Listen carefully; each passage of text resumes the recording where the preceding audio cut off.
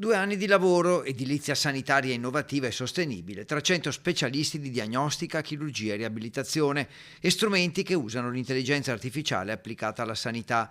È un nuovo centro di medicina che sorge a Mestre, al servizio dei cittadini, pazienti e come esempio di imprenditoria innovativa. Centro davvero bello, io che ho anche l'occhio del costruttore, devo dire che è molto bello, all'avanguardia, dove mette al centro la persona. Chi lavora qui o chi lo frequenta per necessità, secondo me sta bene. E poi al terzo piano della struttura 2000 metri per l'attività chirurgica, il centro per la chirurgia oculistica, uno specifico per la procreazione assistita. Qui abbiamo tecnologia all'avanguardia, come le ho detto, abbiamo 2 risonanze magnetiche da 1 testa e mezzo con l'intelligenza artificiale, un TAC sempre con l'intelligenza artificiale, 2 mammografi con la tomosintesi, quindi dal punto di vista radiologico e quindi della diagnostica siamo proprio all'avanguardia. L'intelligenza artificiale ha anche un vantaggio che è quello di dare poi delle immagini che non sono soltanto più belle, ma sono anche molto più ricche di segnale e di informazioni, quindi l'esame diventa